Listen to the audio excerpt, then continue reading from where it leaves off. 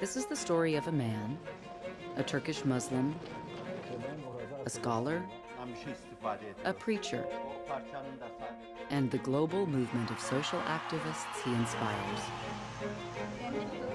In 2013, Time magazine named him one of the most influential leaders in the world. Because of his influence, at-risk children are now being educated in hundreds of countries. The sick are being treated, and the starving fed, often at great personal risk. It's also because of his influence and the collective power of the movement that Fethullahe Gülene is feared and even reviled in his native Turkey.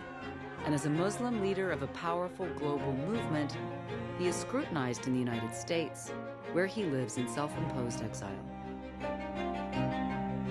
To explore this controversial holy man and the movement of Turkish Muslims he inspires, we're going to examine Turkish history and Sufi mysticism and go to just a few of the places where these idealists are working to serve humanity in order to please God.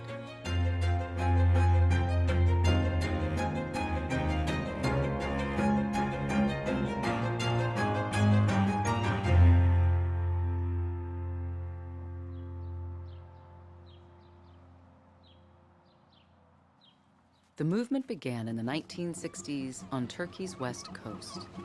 Fethullahe Gülene was a young preacher at the time, and his sermons were radically different from other religious men. Normally, we go to mosques and we hear preaching about Islam, how Prophet behaved like this is what is written in Quran, etc., etc. I remember him speaking to university students. They were talking about thermodynamics and the first law, second law. After explaining this scientific issue, he added some verses from the Quran, and I was shocked with the combination of a scientific issue with a Quranic verse. Gülene's message was that these are perfectly compatible with Muslim faith. A person can be a person of faith, at the same time a scientist, can do science. Democracy is probably the best form of governance for everybody. So all his messages were positive. They were messages I was looking for. Gülene not only showed the connection between Islam and science, he made the connection between Islam and modern democratic life, as well as service to God's creation. He wants to convince people that to be Muslims, you can't just fulfill your ritual obligations.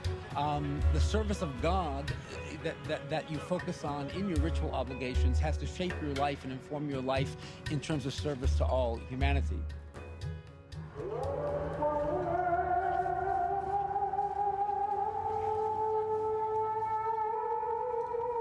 Turkey is a Muslim country, but because of its location at the crossroads of East and West, its historic appreciation of diversity, ethnic variety, mystical Sufi influences, and 20th century radical secularism, its interpretation of Islam is unique in the Muslim world. Since they were on the very edge of the West, they were on the edge of Europe, they discovered modernity before other Muslim societies. So when you went back to a century ago in Istanbul, you would have Muslim liberals speaking how compatible Islam and liberalism is, or how compatible Islam and democracy is, and they would have Islamic arguments for those things. The Ottoman Empire was known for its interfaith, intercultural openness. It was very hospitable to Catholics. The Ottoman Empire provided hospitality and welcome to the Jews when they were fleeing the Inquisition. Turkish Islam has been always more tolerant, basically because Turkey was an empire which lasted more than 600 years, could not be a theocracy. There was a built-in tolerance, not because they had good hearts and they were enlightened and so on, but the logic of the institution, imperial institution, forced them to be tolerant towards others.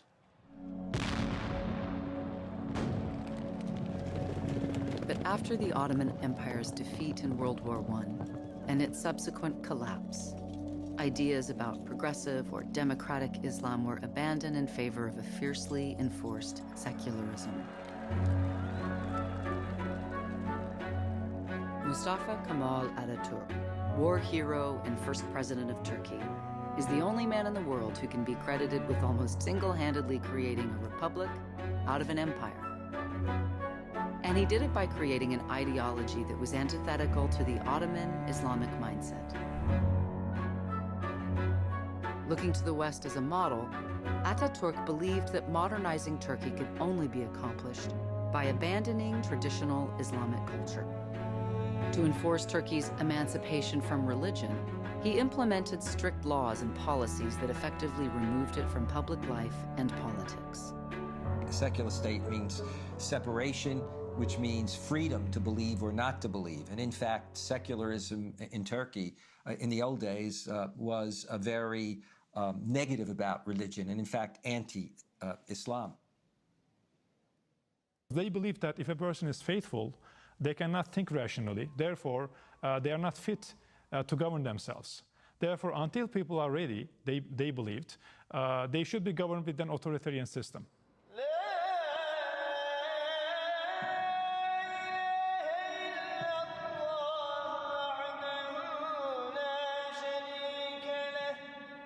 To protect the people from their own weakness for faith and maintain the power once afforded to religious authority during the Ottoman times, Turkey's secular government exercised complete control over religion.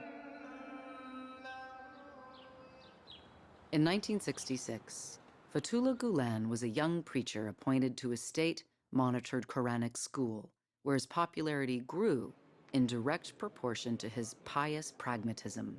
He began saying, what Turkey needs right now, like all of the Middle East, is education for its young people.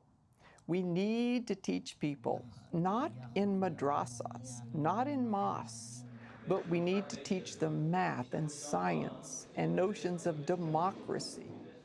Ama Allah'ın rızası, herkes belli bir yolla onu takip eder. Kimisi cephede, serhatlarda askerlik yapar, onu takip eder. Kimisi tekkede, zaviyede, post nişindir, orada takip eder. Benim inancıma göre en önemli mesele eğitimdir. İnsana yapılan yatırımdır. Şirkin onun hakkında... By the late 1970s, Fethullah Gülen had attracted a solid core of Turkish businessmen who were opening tutoring centers and dormitories to help students outside of the elite class. Eventually, they began to build schools. In 1982, the first school established by the followers of Fethullah Gülen opened in Western Turkey. It had only 18 students at the time, a number that has swelled to over 600, with most boarding at the school. I think living here is better than home because here we can study with our teachers. And the best students in Turkey are coming here. And are you the best student? Yes. My favorite subject is biology. I like the bugs and insects, the little animals. I want to become doctor and I want to go to the different country, foreign country. I want to be famous like Dr. Oz.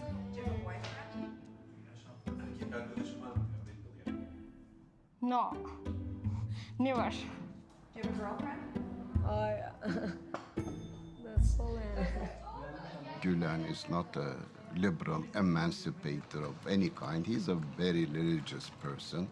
But if I were to judge by what Gülen was preaching, he is preaching equality of sexes. He is calling on girls to educate themselves. Today, Turkey's Gülen-inspired schools are known for academic achievement, conservative moral values, and round-the-clock attention to the students. A model that opened the door to higher education for children who don't belong to the secular elite ruling class. But Fethullah Gülen's democratic vision was a global one. dünyanın dört bir yanına göç tertip edecek arkadaşlarımız.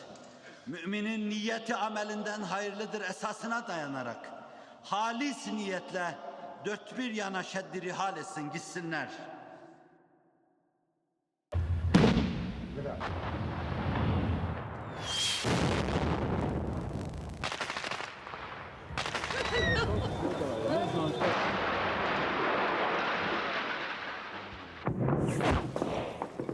Saraybosna şehri kuşatma altında kalmış.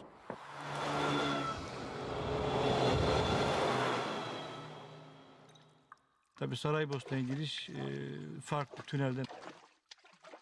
Karanlıkta ayaklarınızın altları su, havasız, arkanızda sırtınızda çantanız. Fiziksel şartları zordu ama biz hedefimize vardığımız için çok sevinçliydik açıkçası. Çok mutluyduk, mutlu olmuştuk. As the movement was gaining momentum in Turkey, the war in Bosnia was pitting Muslims, Eastern Orthodox Serbians, and Croatian Catholics against each other. Sarajevo sustained the longest siege of a capital in the history of modern warfare.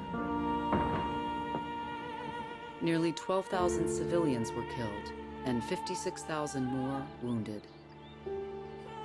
But these two men, armed only with their desire to please God through service and with only $300 between them, crawled through a tunnel to get into the war zone, not as soldiers, but as teachers. Bizi Hoca Efendi buraya yardım etmek için, buradaki insanların yardımına koşmak için gönderdi. Biz burada nasıl olacak, hayatta mı kalacağız, aç mı kalacağız, susuz mu kalacağız? Daha çok buraya varmak bizim için bir hedefti. Bombalar düşüyor, savaş devam ediyor. Hocam belki biz orada ölebiliriz, dönemeyebiliriz. O zaman ne yapalım? İşte bizim hiç olmazsa cenaze namazımızı uzakta da olsanız kılabilir misiniz? Hoca Efendi orada duygulandı biraz, gözleri buğulandı, bakışları sertleşti ve ben sizi gönderiyorum oraya ölmeye değil, ben sizi oraya hizmet etmeye, okul açmaya gönderiyorum. Allah yardımcınız olsun, Allah yolunuzu açsın. İşte her gün gidiyorduk bakanın oraya, özellikle İbrahim abiler. Her gün bakanın oraya gidiyoruz, geliyoruz, gidiyoruz. Bir gün işte ne okulu? Devlet düşmek üzere, halk perişan, okul olmaz. Ama biz ya hiç bırakmadık kapıyı çalmayı, sürekli kapıyı çaldık. Bir gün bizi çağırdılar, tamam size okul binasını vereceğiz. Bir Sırp kışlasını bize ilk defa okul binası verdiler. To pay for the school that people in the movement had already risked their lives for, Fethullahe Gülene's followers in Istanbul organized a charity soccer match featuring world-famous player Diego Maradona. It was their first large-scale effort as a movement, and Gülen himself spoke to the enormous crowd. Sporun diliyle, evrensel sporun diliyle dünya medyasına, dünya halklarına, hususiyle Samit infiali içinde öteden beri olan bunca fezai ve fecai arenada kavga edenleri seyrediyor gibi seyreden alemi İslam halklarına bir şey anlatır mülazasıyla. Bir kere de evrensel sporun diline sığındık. The event raised enough money to open 3 schools in Bosnia, one of which was attended by Syed Amic, who remembers his Turkish teacher and lessons of love and forgiveness. When I see Mr. Ali, with his smile, he is taking your heart. There is no badness in him. What do we need in the world? Food, drinking, just to save our life. But they come and they are going to teach us. For us, it was very unbelievable. In our school, there are Serbian, Croatian, Bosnian, and they really teach us, you cannot hit me, how much can I love you? Let's try to love people. And that teacher come here and teach us something like that. If they didn't come here, I never be thinking like now. maybe I will hate the people from another side. Decades after the war, the Turks remain in their adopted country as teachers as well as sponsors of interfaith organizations, like the Fatih Sultan Mehmet Orchestra, which brings together children of all faiths to perform music that bridges East and West. In Bosnia, we play West instruments when we must sing East music. I try to adjust East melody to European melody. And now we have one special music. Me as Serb, I enjoy singing that. My father enjoys watching and listening us. And I think every person in that orchestra feels the same. Although Mehmet's training was in Western music, when he founded the ensemble, he incorporated the ideas of Sufism that he'd embraced in his own life. Everything who God created is beautiful, wonderful. We must respect everything, and also music, also tones. For example, natural music. Birds sing. Water have sound. Woods have sound. Wind have sound. All life on the planet, that music be there. And that music never be born people. Why? Because that clean music, that music God give. Inshallah, Sarajevo, up. Inshallah, Slušaj ritam, stisnuta ruka. Gledaj me. Desna, koja ti je desna? Kojom rukom jedeš? Kojom rukom jedeš, da vidim ti? To rukom vidiš. Inshallah, Sarajevo. Mehmet is very strict. Ruke trzaj! He pushes and pushes and pushes, and then we perform. We want that to be beautiful and perfect, and we try our best to be like that.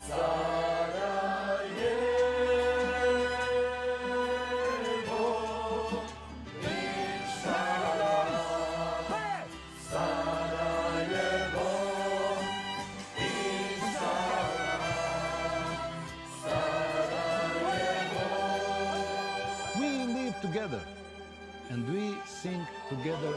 Muslims, Catholics, Orthodox. We must respect each other.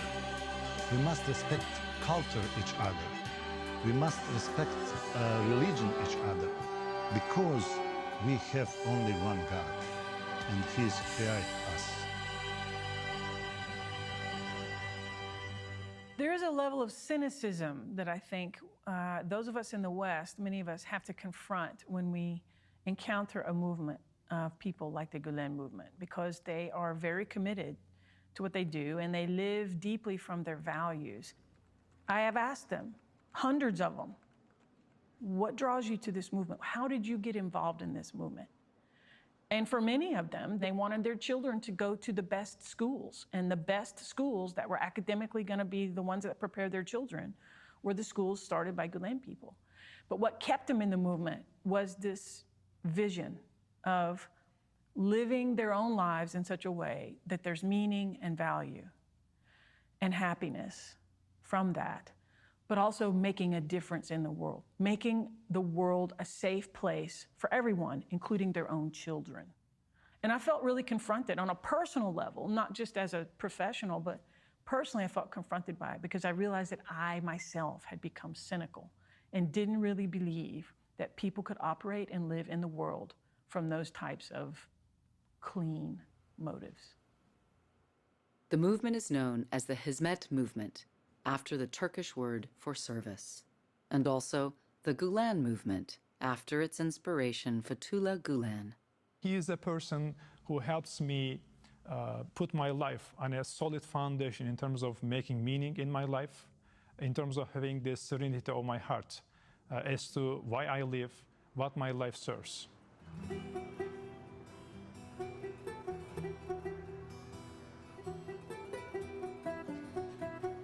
There are so many things that you have to do, but you start losing yourself. So getting together in the sohbet, you restructure all your priorities, and with that, you start feeling human again.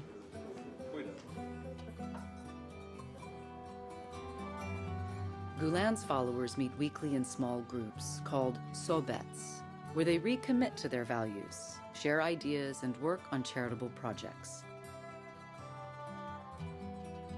It can be a scholarship, or it can relate to the Ramadan. We try to help the community, we try to help the students, we try to help the poor. This is not about individual enlightenment. This is about making the world a better place.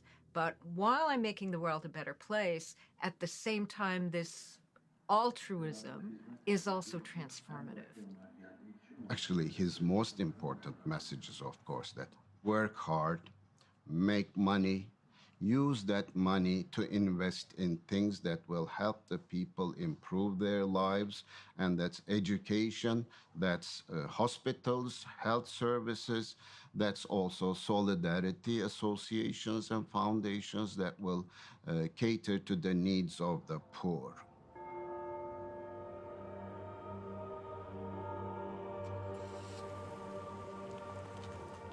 The exchange of ideas and beliefs with people of other faiths and cultures is a cornerstone of Gülen's teaching. To increase dialogue and friendship between Muslims, Jews, and Christians, Gülen reached out to Sephardi Chief Rabbi Bakshi Doron of Israel, as well as Ecumenical Patriarch Bartholomew I of Constantinople. Sayın hocamızla birbirimizi çok seviyoruz. Ve eminim ki burada hazır bulunanlardan kimse buna kıskanmıyor. In recognition of his efforts in interfaith work, the Vatican invited Fethullah Gülen to meet Pope John Paul II. Biz böyle yan yana durduğumuz zaman bazı kimseleri tanıma imkanı bulacağız. Biz hepimiz de belki bir dönemde böyle tek taraflı, sadece kendi düşüncemizi iltizam, kendi cephemizi iltizam ve karşı tarafı ademe mahkum etme, ne olursa olsun onları silme, süpürme, atma gibi mülahazalarla. Öyle bir kültür ortamında yetiştik. Belki o günlere mahsus olmak üzere hissiyatımızı ifade ederken feveranlarımız da oldu. Üslup hatalarımız oldu. Ama dünyanın akıbeti böyle çok kötüye doğru kaydığı bir dönemde. Şimdi bunları daha iyi fark ediyoruz. Bunlara meydan vermemek lazım. After 9/11, interfaith dialogue and tolerance became very fashionable in the world for understandable reasons. But the Gülen movement began interfaith dialogue and tolerance in the 90s, way before 9/11, way before it was really fashionable, because it's in the core of their teaching. In addition to raising money for interfaith activities in schools, the movement now owns a think tank, a book publisher, a television station, and Zaman, the newspaper with the highest circulation in Turkey. Partly because of the movement's success, Fethullah Gülen is as reviled by some as he is revered by others. In Turkey, his critics have expressed concern that he will bring Sharia law.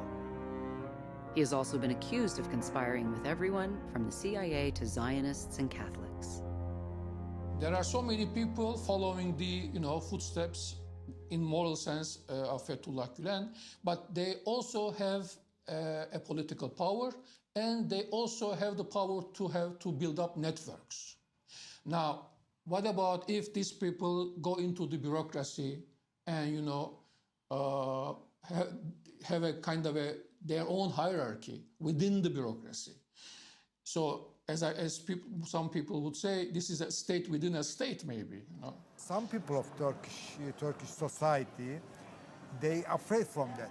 They said, we don't know what will they do. Yes, they are praying, they are doing something on the educational side, on the trade side, commercial side, but we don't know what will they do. Although millions of people had responded to Fethullahe Gülen's message of hope and call to service, Turkey's secular establishment was not among them. There was an image of Fethullah Gülen described by the state apparatus as a villain, as someone who is going to bring Sharia to this country, someone trying to set up a Muslim republic. In 1999, Fethullah Gülen came to the U.S. for medical treatment. In his absence from Turkey, he was accused by a special government prosecutor of leading an Islamist network intent on undermining the secular Turkish government. The establishment felt threatened by this rise of sort of a middle-class bourgeois movement, and that it had this religious leader, used Sufi ideas about tolerance and about education, about sharing, and about everybody having part of the economic pie. And so I think that was the greatest challenge to the establishment. And so what they did is they used their anti-terror law and charged him as a terrorist, basically. When you have the kind of ideology that the military in particular had, and some of the really hardline secular elites, they did not trust anyone. And therefore, anyone who was associated with a public organization that was, yes, Muslim and Islamically oriented, but not an Islamic political movement, that really didn't matter. And so I think there were concerns about ultimately his security. In poor health, Fethullah Gülen remained in self-imposed exile at a retreat in Pennsylvania while awaiting the outcome of his trial.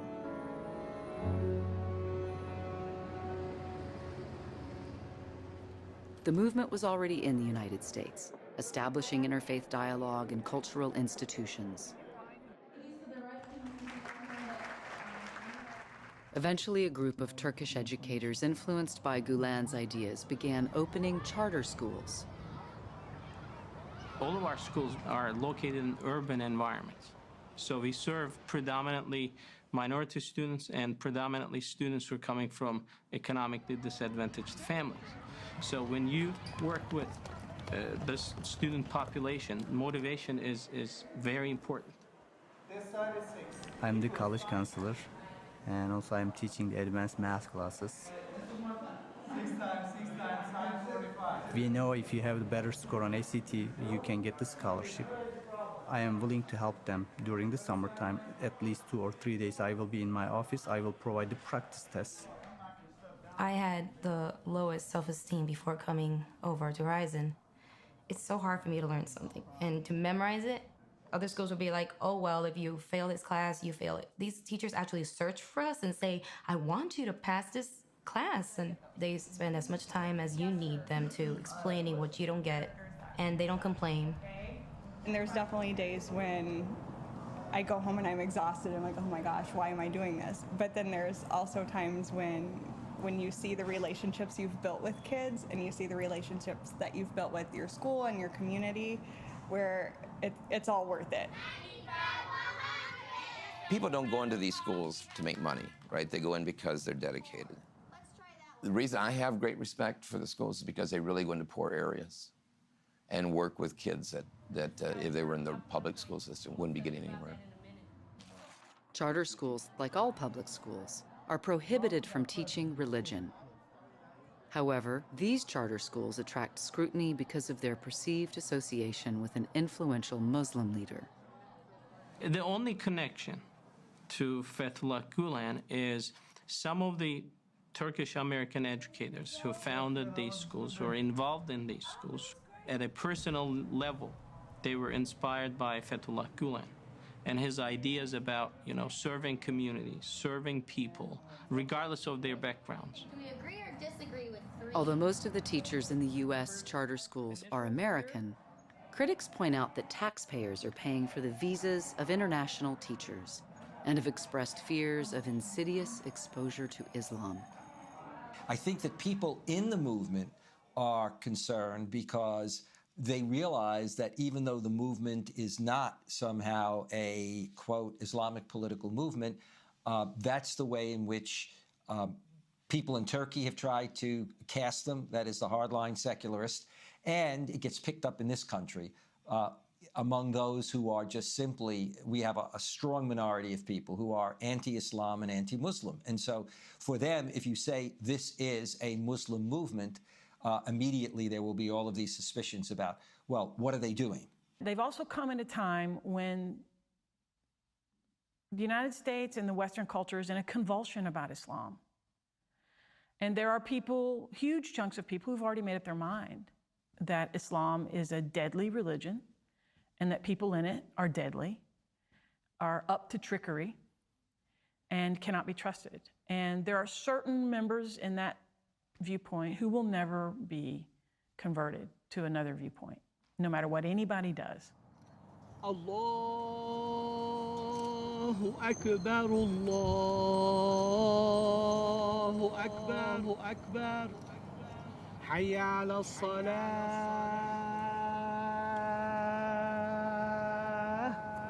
hayya ala salah.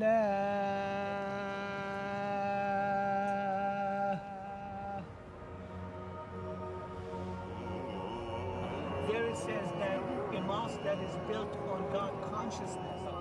As part of their commitment to interfaith dialogue, the movement hosts small groups comprised of people from various traditions in Turkey several times a year. The idea is Turkish hospitality on a personal level, as well as an introduction to Turkish history and holy sites. I've discovered some things about my own Catholic faith, my own Christian commitment, by seeing something very different in a Muslim's relationship with God. The difference itself invites me into deeper reflection. Why is that different? You know?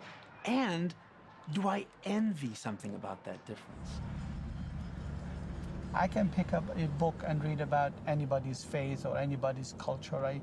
But it will never give me the understanding and interaction with a person from that faith. So absolutely, I think interfaith is vital.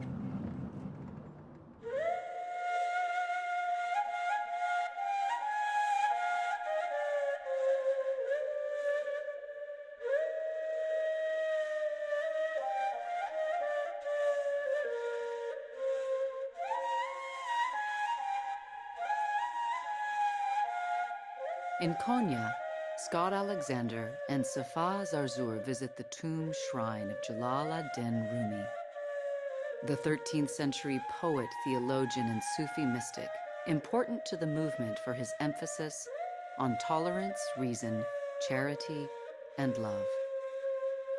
This is a poem written in the 13th century, and the opening of this epic poem is the story of the reed. You know, it's got that evocative, breathy sound, right? But it's a melancholy sound. And what Rumi hears in it is the sound of a longing to return.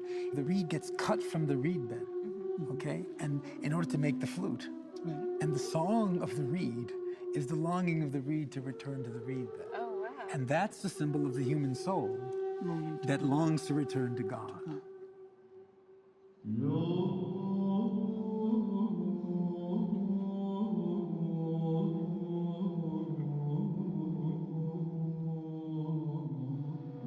The dervishes walk out cloaked in very dark woolen garments. The cylindrical headgear is to represent the tombstone. The dark woolen garments is to represent the earth of the grave. And as they walk in the circle, they doff their dark woolen cloaks and are in their white burial shrouds. And then they will begin to whirl. Their arms are over their chests, and then they will begin to open their arms, extending their right palm toward heaven and their left palm toward the earth, whirling on the left leg, which crosses through the axis of the heart, symbolizing that the heart is somehow the link between the heaven and the earth, and it's the heart where one encounters God most profoundly in one's life.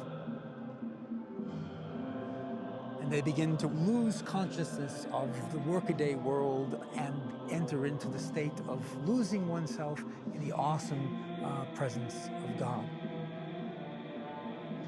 Another strand in Sufism is intellectual or philosophical Sufism, a sort of understanding of the real behind the real. You know, the Quran says the signs of God are upon the horizons and in yourself. So Rumi's philosophy expands on that so that everything becomes, seeing God in all things type of Sufism. And then the third strand is activism, change the world, be like the prophet who realized the highest truths, but then brought that back in the world to make the world a better place. You can really connect the dots historically right to Mr. Fethullahe Gülene.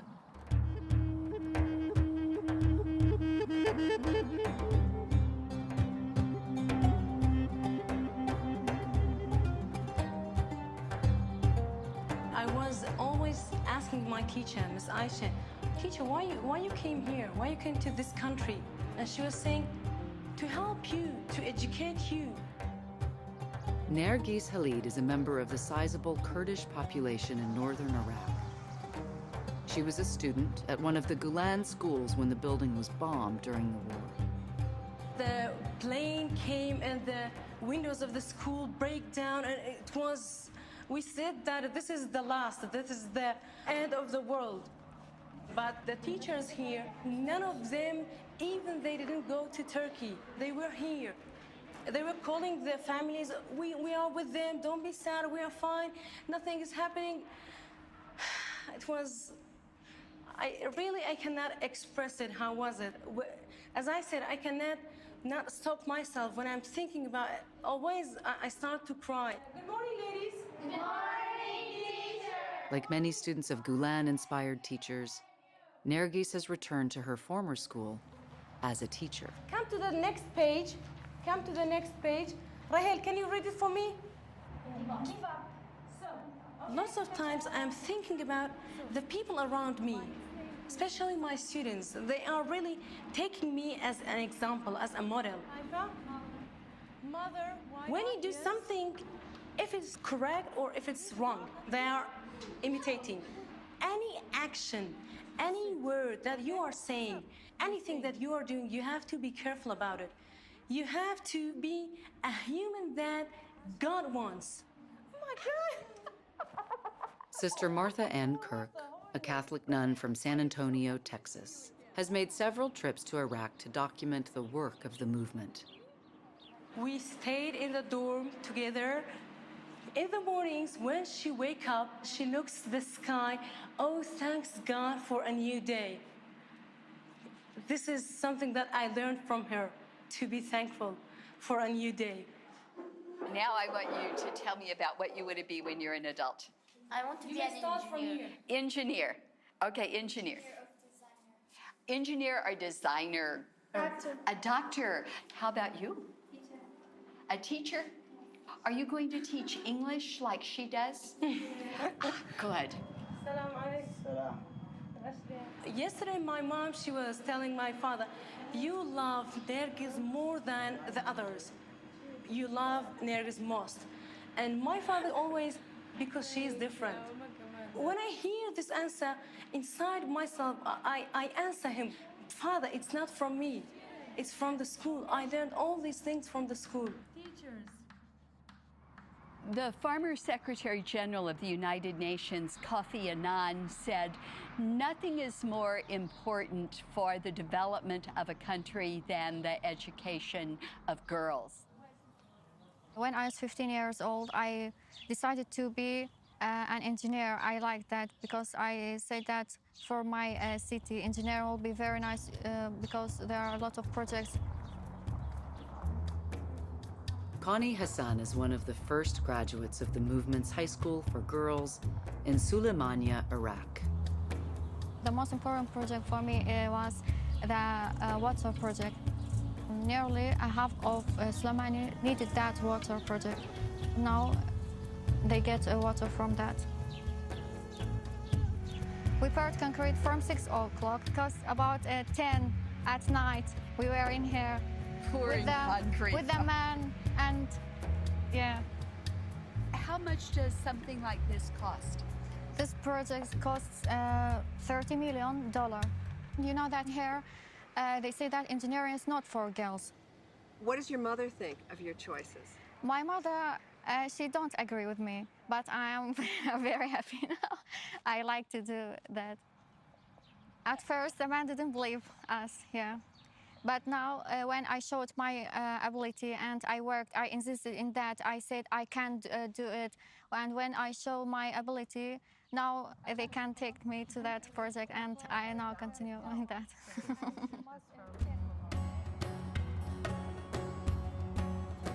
Healthcare is another one of the movement's priorities. So businessmen in the movement invest in private hospitals like this one in Erbil, Iraq. Every week, we get 1 or 2 patients with bomb injuries, shell injuries, bullet injuries. Those patients come from all around Iraq. The patient sustained injury to his both legs due to a bomb attached to his car. We constructed the nerve and artery. Now we are dealing with the fractures. The other room is our microsurgery room. Dr. Bayraktar, a microsurgeon, was working in Istanbul when he heard about the new hospital in Erbil. I started coming here since 2009. 1 month here, 1 month in Istanbul, my home is there. And then last year, an accident happened to a young guy here. He amputated his arm. My friends called me, come back and do the operation. It was very hard to come here. Within 4 or 6 hours, I couldn't be here. That's why the man lost his arm. So I made the decision to stay here and brought my family too. Although many patients are paying customers, Fethullahe Gülen's teaching is evident in that everyone who needs treatment receives it regardless of their ability to pay. When you are needed, you live better, you know. You have better self-esteem. If you are in Istanbul and you know that you can do this thing in Erbil and you are not doing it, and people are suffering because you are not coming to do that, and nobody is coming to do that, you couldn't sleep the night, right?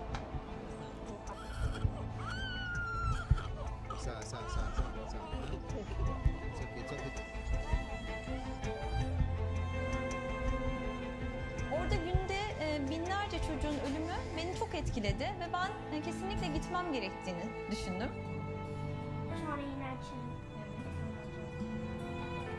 Çocuklarımın aklının sağlıklı olmasının, bedenen gelişimlerinin iyi olmasının hepsinin sadakasını vermek için gittim.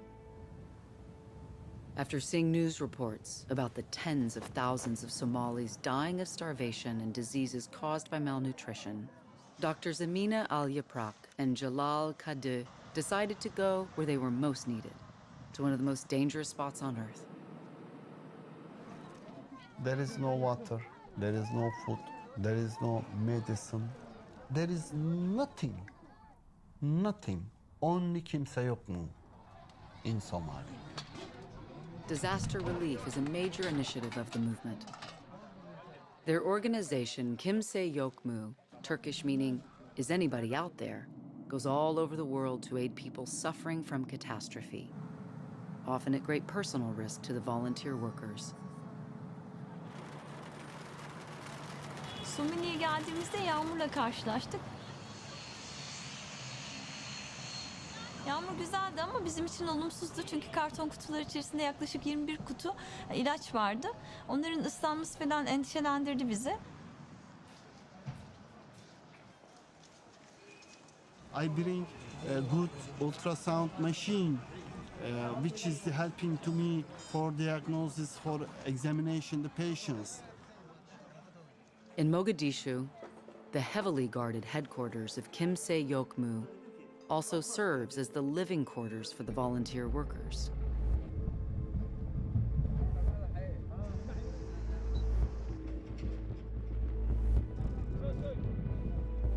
Over 4,000 refugees are living in this densely populated camp alone, hoping for enough food and water to survive the famine and drought that's expected to take the lives of 1/3 of the Somali population.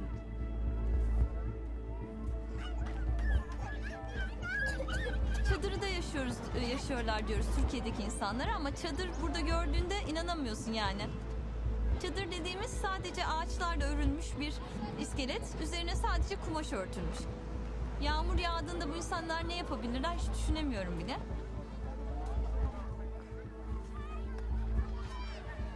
Çok kötü şartlar ya. Xanuunkeeda muxuu yahay sidee loo qabtay? Sor bakalım malaria ilacı var, Yani almışlar. malaryası var, bir de Hastaneye gitmiş mi? dhakhtar ma tagtay hadda kahor? Tamam. Xanaana diye bir yere götürdük, reçeteler bizim yanında. Ona söyle gelsin bizim oraya. tamam. İlaçlarını vereceğiz ona. Tamam, 3 tane veriyorum. Ona kaçsın var. Öncelikli olarak muayene ederiz onu. The doctors set up a makeshift clinic in an old building. An endless stream of others wait patiently outside for their turn. Today I went to biggest hospital in the Mogadishu, one of the biggest one. One patient was bleeding and she need emergency operation.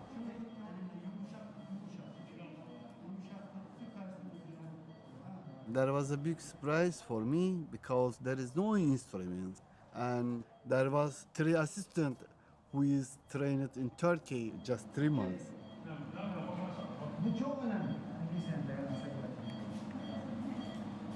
Thanks to Allah, everything was okay and finished.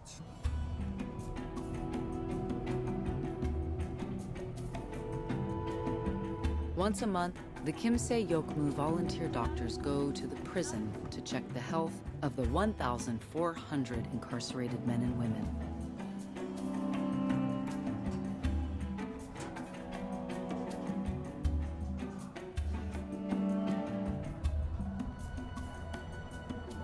The organization also provides a complete meal for all the prisoners once a day. waxaa jira meeshan biyaheedu waa dhanaan weeyi biyo cusbale weeyi biyaha dhanaan ceel macaan ma laha ma haysano booyad biyo u keenta ma haysano biyo macaan ma haystaan maxaabiistu waxay ku jiraan meel kulul bay ku jiraan meeshaa kululay ku jiraan markii biyo meeshuna ay kulushay biyo dhanaanna ku qubaysto cuncun buu keenayaa jirradoodu joogtay noqonaysaa.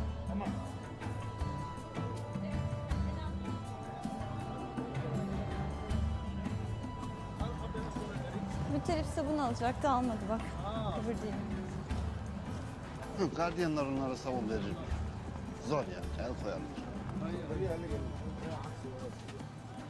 Mütelif sabunu unuttun yine Mütelif. Mütelif var ya Mütelif. Ne yaptın Mütelif var ya. Öyle ilaç yok diyeceğim Mütelif ilaç.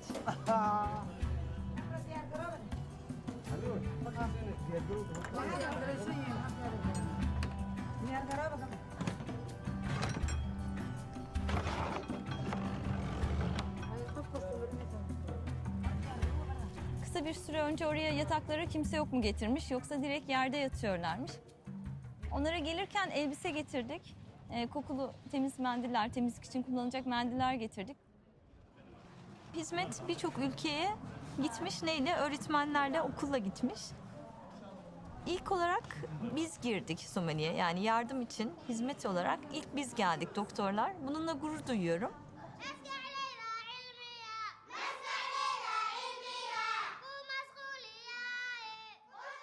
There are hundreds and hundreds of social movements rooted in religious traditions. All of these movements are service movements. What is unique about the Gülen movement is number one, it's Turkish, and number two, it's Islamic. I mean, that's about it. And my take on that is, isn't that wonderful? That there's so many movements with the same goals, the same directions. I think we ought to celebrate that. There's enough work in the world, as much needy people, as we can proliferate movements. After 8 long years, Fethullah Gülen was finally acquitted in the Turkish Supreme Court of Appeals. During that time, Turkey was trying to enter the European Union, which required the establishment of civil liberties and abolishing the security courts where Mr. Gülen was initially indicted. Still, he has yet to return to Turkey. He's a very cautious man. He knows that the day he will come here, he will be greeted by millions of people. It will upset the government. It will upset the military. It will upset the secular forces. At an educational Olympics sponsored by the movement, Turkish Prime Minister Erdogan invited Fethullahe Gülene to return home.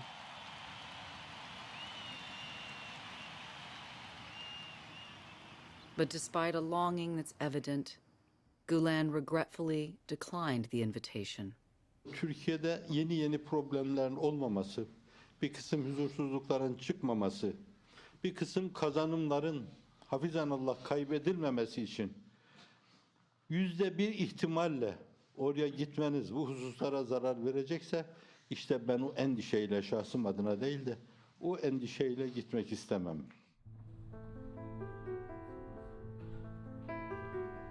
I think it's really difficult to be Fethullahe Gülene. Now he's an international person. He's not considered only a Turkish saying this or that, but he's considered as a Muslim leader. Whatever you say is repeated with the followers in those countries. So his message shouldn't be misunderstood by anybody on the globe, and it is very difficult.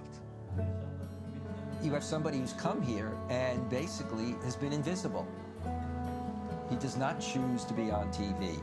He does not choose to move around the country to give public meetings. He does not even choose to meet with significant numbers of his followers. He lives a rather monkish kind of life.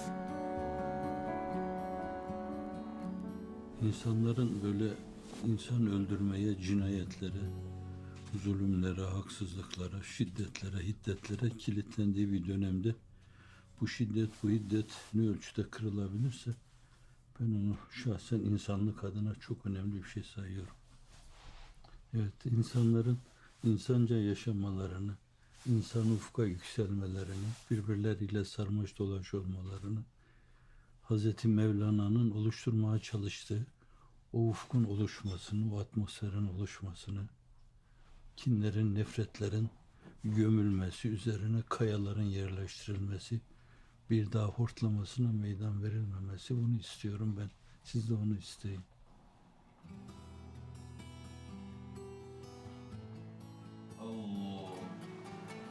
I think he is spiritually bonded to God himself.